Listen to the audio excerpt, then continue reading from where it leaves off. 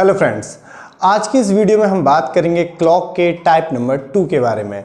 जिस बच्चे ने अभी तक हमारा क्लॉक का टाइप नंबर 1 नहीं देखा है तो उससे प्रीवियस वाली वीडियो को जाकर देख सकता है, ठीक है, और अपना टाइप नंबर 1 को पढ़ सकता है। तो आज की इस वीडियो में हम बात करने जा रहे हैं टाइप नंबर 2 के बारे में। टाइप नंबर 2 मैंने आपको बताया था, उसका नाम था एंगल बेस्ड क्वेश्चन। क्या नाम दिया था मैंने? Angle based question. तो आज करेंगे टाइप नंबर 2 जिसका नाम है एंगल बेस्ड क्वेश्चंस।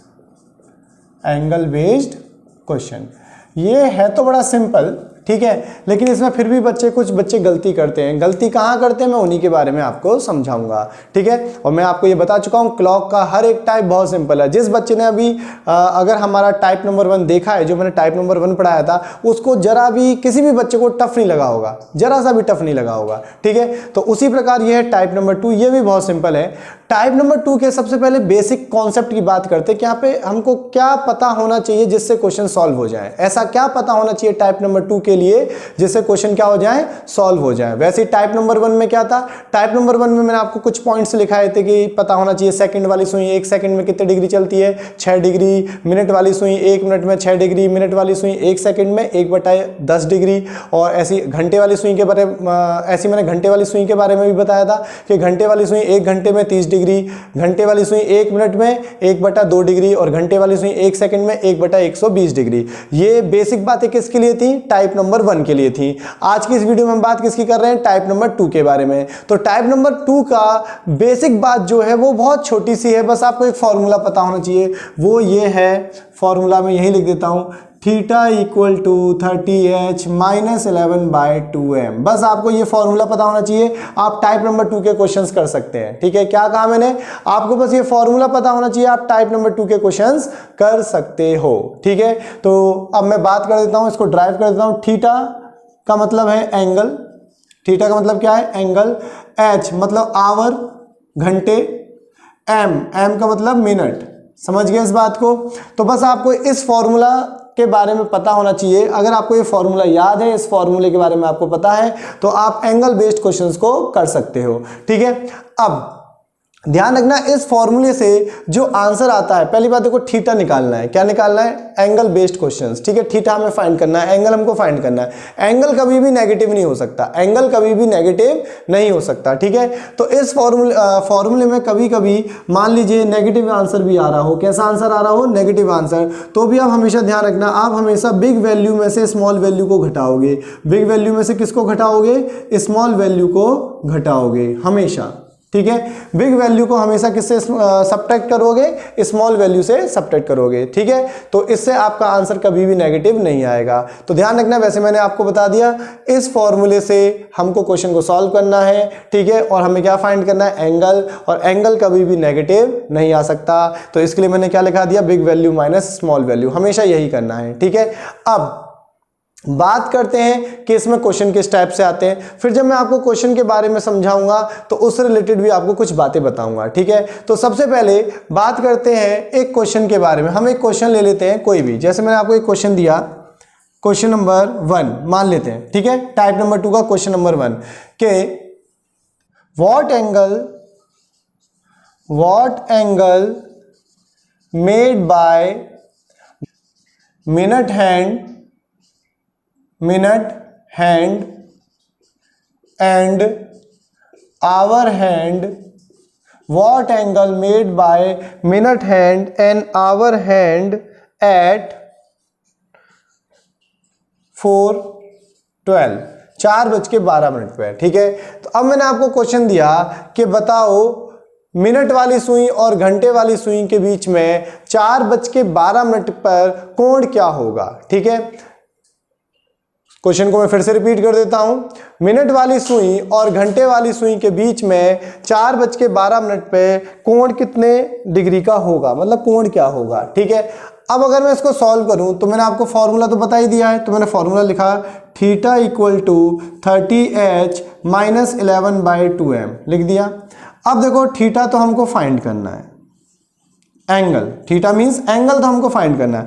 अब इन्होंने दिया 4:12, जो 4:12 लिखा है, इसमें 4 क्या है? घंटे, आवर, और 12 क्या है? मिनट। तो आवर की जगह एच का मतलब आवर की जगह क्या पुट कर दूंगा 4, तो 30 इंटू 4 माइनस 11/2 मिनट की जगह क्या आ जाएगा 12। मैं इसको सॉल्व कर लूँगा, तो इसको सॉल्व करते हैं तो 4 तिया 12, तो 4 तिया 12 120 डिग्री 120 माइनस 2 से इसको काट देता हूँ 2 6 12 तो 66। तो इसका मतलब यहाँ पे थीटा कितना आ जाएगा 120 में से 66 आपको घटाना है तो 54 डिग्री। यही क्या हो गया आपका आंसर, एंगल क्या आ गया theta equal to 54 degree. Clear है ये बात।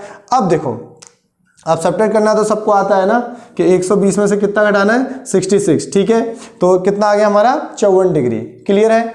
अब एक बात समझाऊंगा, एक बहुत इंपॉर्टेंट बात है एंगल बेस्ड क्वेश्चन की। अगर आप इस बात को समझ गए तो फिर एंगल बेस्ड में कोई डाउट नहीं आने वाला, ठीक है।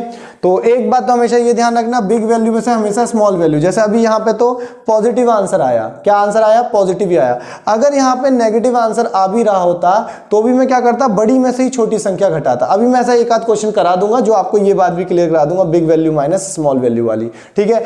अब मैं यहाँ पे आपको एक छोटी सी बात समझाऊंगा, उसको ध्यान से समझना।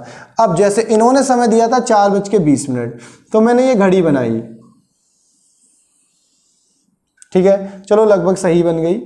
12 6 9, ओहो 9 कहाँ से आ गया, 3 9, यहाँ पे 1 2 4 5 7 8, ठीक है, यहाँ पे आएगा 10 और यहाँ आएगा 11, ठीक है।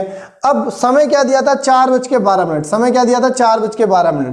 तो घड़ी में जब 4:12 होगा तो सुइयां कुछ इस प्रकार होंगी,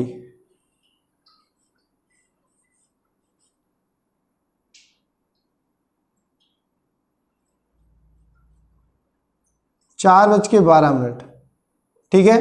बहुत ध्यान से समझिएगा मेरी बात को। अगर आप ये बात समझ गए, अब जो बताने जा रहा हूँ, एक तो ये बात समझानी थी big value minus small value, जिस पर अभी मैं क्वेश्चन कराऊंगा, और अब मैं आपको जो बात बताने जा रहा हूँ इस बात को अगर आप समझ गए तो एंगल बेस्ड क्वेश्चन में कुछ नहीं बचता। एक तो फॉर्मूला, ये बात पता होनी चाहिए और ये वाली बात पता होनी चाहिए, बस, ठीक है, दैट्स इट। अब देखो 4:12 हो रहा है तो हमारा एंगल कितने डिग्री आया 54 डिग्री आया। कितने डिग्री आया 54 डिग्री, ठीक है, ओके 54 डिग्री। तो ये है 54 डिग्री। अब आपको दिखाई दिया 54, लेकिन एंगल तो एक ये भी है, ये भी तो एंगल है। तो ध्यान रखना सुइयों के बीच में हमेशा दो एंगल बनते हैं, सुइयों के बीच में हमेशा दो एंगल बनते हैं। ये हो गया इंटीरियर एंगल और ये हो गया एक्सटीरियर एंगल। समझ गया। अगर मैं मैथ की बात करूं तो ये इंटीरियर एंगल और ये एक्सटीरियर एंगल। अगर लेकिन मैं रीजनिंग में कहूं तो रीजनिंग में इसको क्या कहते हैं, इस छोटे वाले एंगल को कहते हैं स्मॉल एंगल। कैसा एंगल, स्मॉल एंगल। और इस बड़े वाले को नाम क्या दिया जाता है, बिग एंगल, बिग एंगल, ठीक है। तो छोटे वाले को कहते हैं स्मॉल एंगल और बड़े वाले को कहते हैं बिग एंगल। अब क्या आपसे क्वेश्चन में कहीं भी कुछ कहा था छोटा एंगल निकालो या बड़ा एंगल निकालो? क्वेश्चन में तो बस ये कहा था कि एक घड़ी में 4:12 समय हो रहा है, तो ज्ञात करो मिनट वाली सुई और घंटे वाली सुई के बीच में क्या कोण होगा, बस यही पूछा था। ठीक है, मैं फिर से रिपीट करूंगा। क्वेश्चन में केवल इतना कहा है कि एक घड़ी में 4:12 समय हो रहा है, ज्ञात करो मिनट वाली सुई और घंटे वाली सुई के बीच में कोण क्या होगा।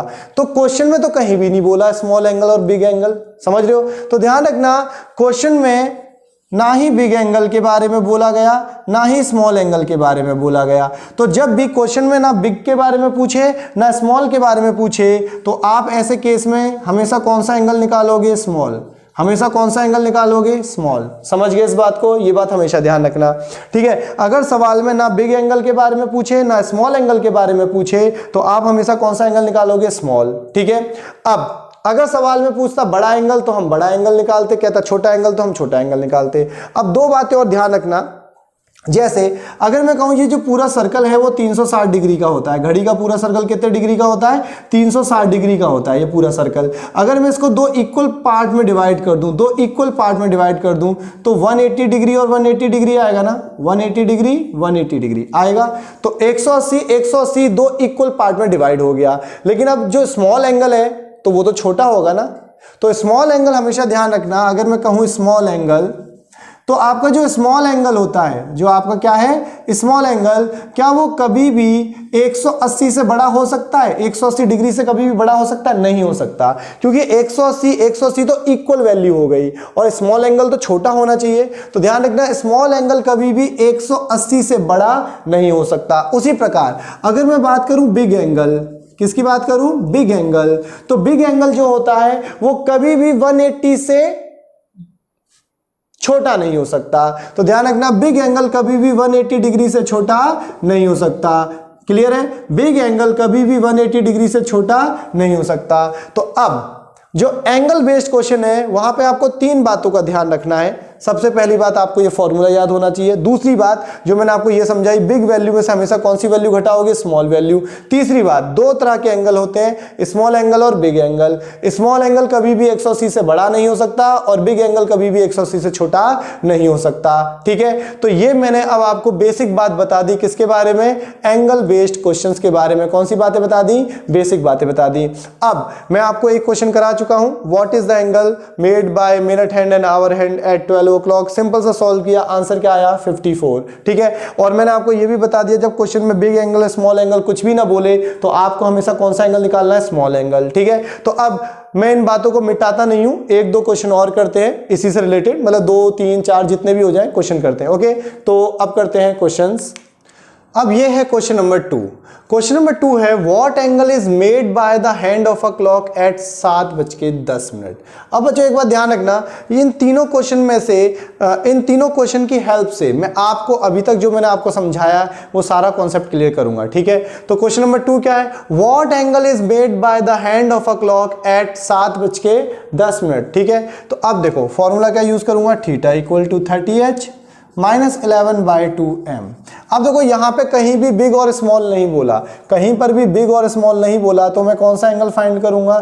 स्मॉल एंगल फाइंड करूंगा। ठीक है, तो थीटा है, h की जगह बच्चों मैं क्या ले लूंगा? h की जगह यहां पे आ जाएगा कितना है? 7:10। तो h की जगह आएगा 7 माइनस 11/2, m की जगह आएगा 10। ठीक है, सॉल्व कर लेते हैं। 7 या 21 मतलब 210, माइनस यहाँ कट कर देता हूँ तो ये आ गया 5, 2 5 या 10, तो यहाँ आया 55। तो इसको सॉल्व करेंगे तो इसमें से 55 घटाएंगे तो आंसर कितना आ जाएगा? 155। कितना आ जाएगा? 155। ठीक है, आप सॉल्व कर सकते हो। मैं आपको प्रॉपर माइनस करके दिखा देता हूँ। 210 में से कितना गया? 55। ठीक है, तो यहाँ से कैरी लूंगा, 10 में से 5 गया 5, फिर यहाँ भी 10 में से 5 गया 5, यहाँ बचा 155। ठीक है, तो ये तो बड़ा सिंपल सा था, समझ में आ गया क्या आंसर आया? 155। अब हम देखते हैं अपना क्वेश्चन नंबर 3। अब देखते हैं कौन सा? Question number 3। क्वेश्चन नंबर 3 में क्या कह रहा है? What angle is made by the hand of a clock at 2:40। ठीक है, 2:40। ठीक है, अब देखो फिर से formula, theta equal to 30h minus 11/2m। फिर से वही बात, ना छोटा एंगल बोला ना बड़ा एंगल बोला, तो हम कौन सा एंगल निकालेंगे? स्मॉल एंगल ही निकालेंगे। तो थीटा हमको निकालना है।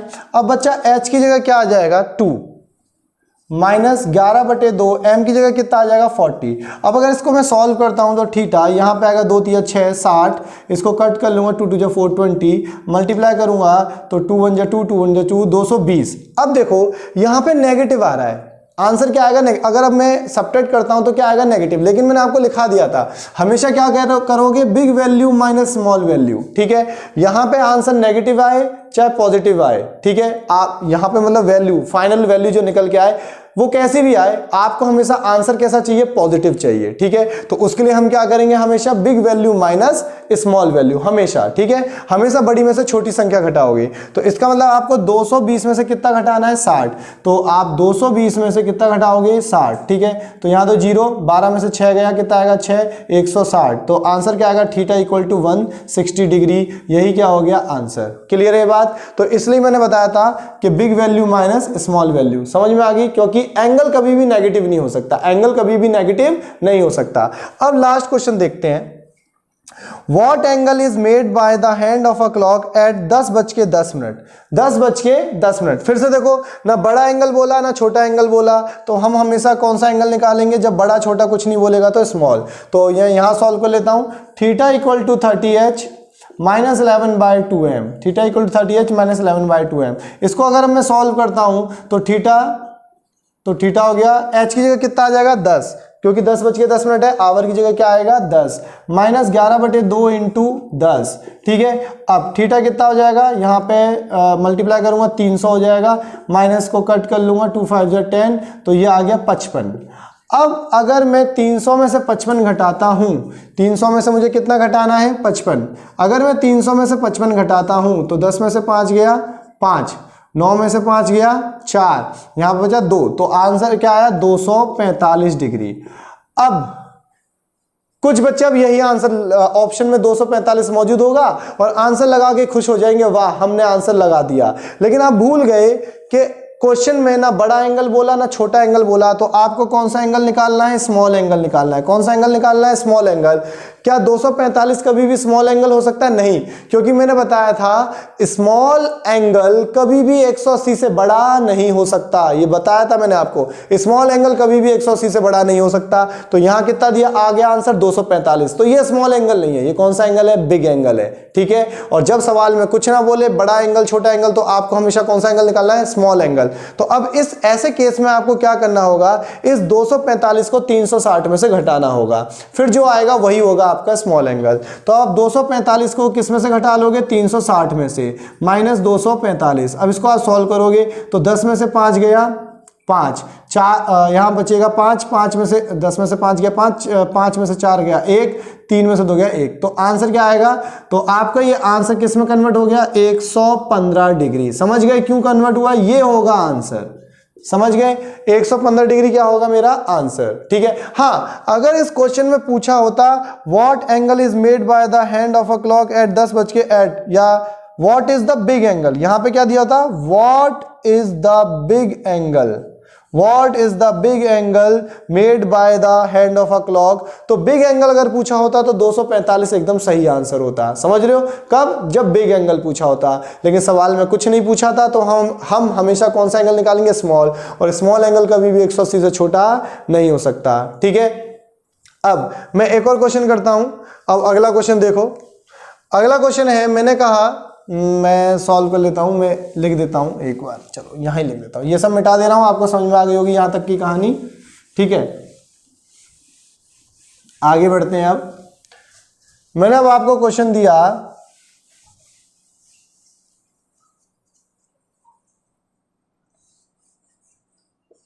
What is the big angle, what is the big angle made by the hands of a clock, what is the big angle made by the hands of a clock at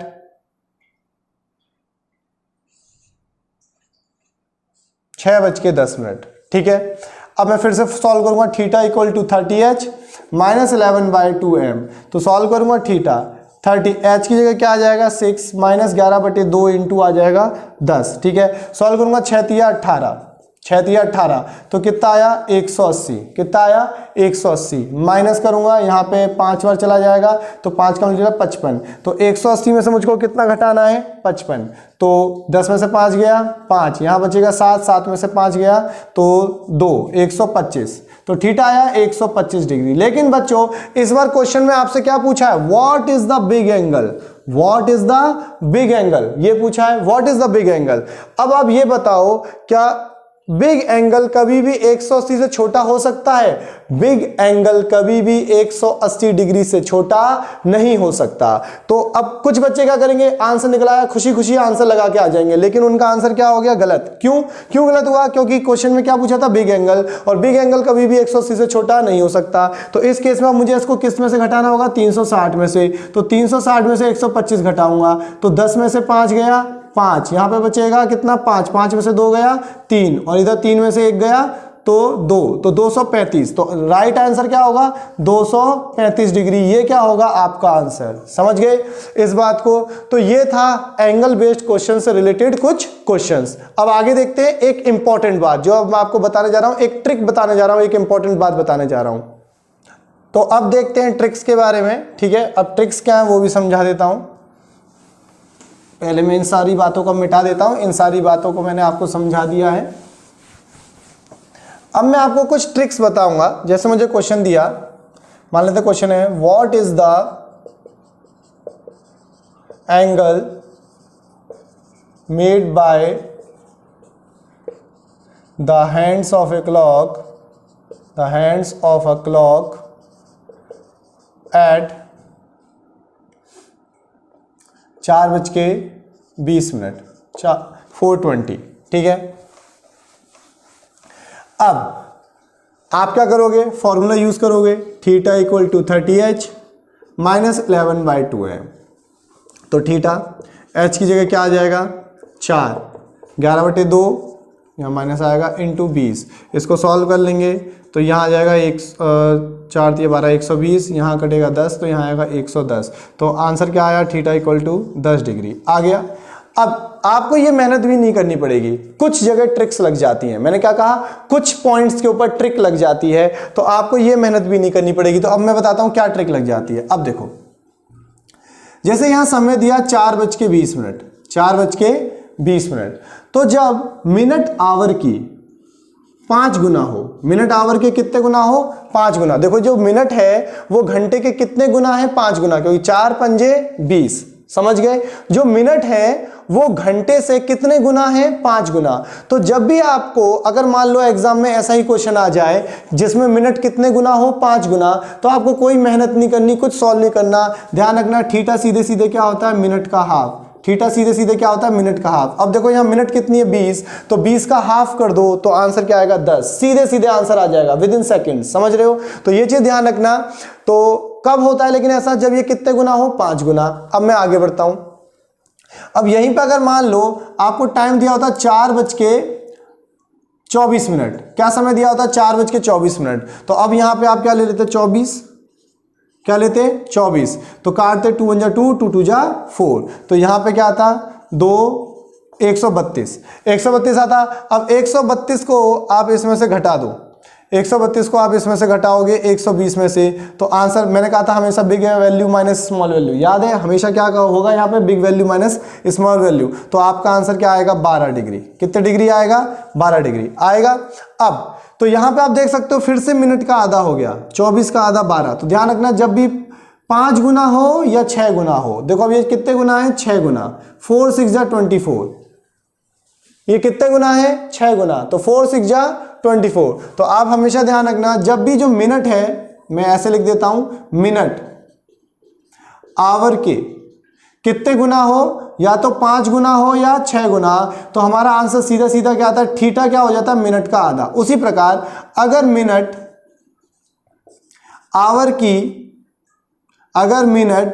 our की 4 गुना हो, कितने गुना हो, 4 गुना हो, तो theta सीधे सीधे क्या हो जाता है, मिनट का दुगना, सीधे सीधे क्या हो जाता है, मिनट का दुगना। इसको भी सॉल्व करके दिखा देता हूं। जैसे यहां पे ले लेते हैं 4 गुना, 4:16 ले लेते हैं, 4:16, ठीक है। अगर आपने 4:16 लिया तो यहां आ जाएगा 16, तो यहां पे 2 × 8 = 16, 2 × 8 = 16, ठीक है। तो यहां आ गया 88, कितना आया 88। अब 88 इसमें से घटाओगे तो आंसर कितना आ जाएगा, बताओ, 88 घटाओगे तो कितना आएगा 32, कितना आ जाएगा 32। तो आप सीधे सीधे दुगना कर सकते थे, क्योंकि अब ये कितने गुना है, 4 गुना है। कितने गुना है, 4 गुना। मिनट कितने गुना है, मिनट कितने गुना है, 4 गुना।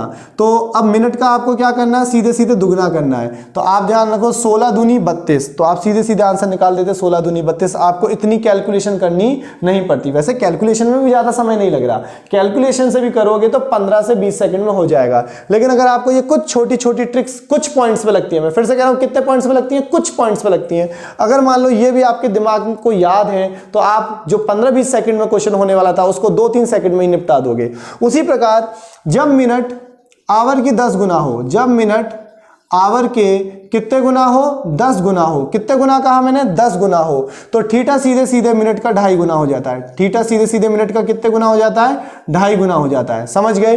अब 2.5 गुना कैसे, अब मैं आपको मान लो यहां पे समय दे दूं 2:20,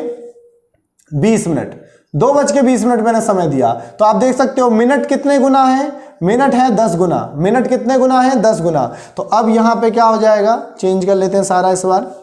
तो यहां पे थीटा 30, h की जगह क्या आएगा 2 माइनस 11/2 इंटू 20, ठीक है। इसको कट करूंगा तो आएगा 10, तो यहाँ आ गया 2 3 6 60 और यहाँ पे आया 110। वो तो मैं आपको बता चुका हूँ, big value minus small value करोगे तो 110 में से जब 60 जाएगा तो कितना बचा 50 डिग्री। ये क्या हुआ आपका आंसर। अब आप सीधे सीधे कर सकते थे क्योंकि आपको दिख रहा है 10 गुना है, तो जब 10 गुना होता है तो 2.5 गुना कर दो। मिनट का क्या कर दो 2.5 गुना। अब 2.5 गुना मतलब 2 गुना और उसमें आधा और जोड़ दो, तो 20 है। मिनट कितनी है 20, तो 2.5 गुना करूंगा तो 20 में कितना गुना कर दूंगा 20 का 2.5 गुना, तो सीधे सीधे आपका आंसर आ जाएगा 50, क्योंकि 20 और 20 40 और 10, क्योंकि 20 का आधा कितना होता है 10 होता है। मैं समझा देता हूं, क्योंकि मिनट कितनी थी 20, तो पहले दुगना करते हैं, 20 + 20 दुगना हो गया, पर मुझे कितना करना है 2.5 गुना, तो मतलब 20 का आधा और ले लो, 20 का आधा कितना हो गया 10, टोटल करोगे कितना हो गया 50, सीधे सीधे आंसर। तो ध्यान रखना, ये मैंने आपको कुछ पॉइंट्स लिखा है जहां पे question with in 2 to 3 second हो जाता है। वो क्या है, जब मिनट, मैं रिपीट करता हूं, जब मिनट घंटे की या तो 5 गुना हो या 6 गुना, तो थीटा क्या होता है सीधे सीधे मिनट का आधा, या 4 गुना हो तो मिनट का दुगना, जब मिनट आवर की 10 गुना हो तो मिनट का 2.5 गुना हो जाता है। क्लियर है बात। तो ये कुछ पॉइंट्स पे ट्रिक भी लग जाती हैं। वैसे अगर आप इन ट्रिक्स को ना भी याद रखो तो कोई फर्क नहीं पड़ने वाला, क्योंकि फॉर्मूला भी बड़ा सिंपल सा है, थीटा = 30h - 11/2m, ठीक है। तो मैंने एंगल बेस्ड क्वेश्चन में आपको 3-4 बातें बताई हैं, उनको मैं रिपीट कर देता हूं। सबसे पहले तो मैंने आपको फॉर्मूला बताया, थीटा = 30h - 11/2m। इस फॉर्मूले में हमेशा आप ध्यान रखना, जब आप एंगल निकाल लो, एंगल कभी भी नेगेटिव नहीं हो सकता, तो हमेशा बड़ी संख्या में से छोटी संख्या ही घटाओगे, ठीक है। दूसरा पॉइंट मैंने आपको यह बताया कि यहां पे एक स्मॉल एंगल होता है और एक बिग एंगल होता है, ठीक है। स्मॉल एंगल कभी भी 180 से बड़ा नहीं हो सकता और बिग एंगल कभी भी 180 से छोटा नहीं हो सकता। और जब सवाल में ना बड़ा एंगल पूछे ना छोटा एंगल पूछे, तो आप हमेशा कौन सा एंगल निकालते हो, स्मॉल एंगल, ठीक है। तो इसी के साथ क्लॉक का टाइप नंबर 2 हुआ खत्म। अगली क्लास में बात करेंगे टाइप नंबर 3 के बारे में, जो है images based question. Okay, thank you.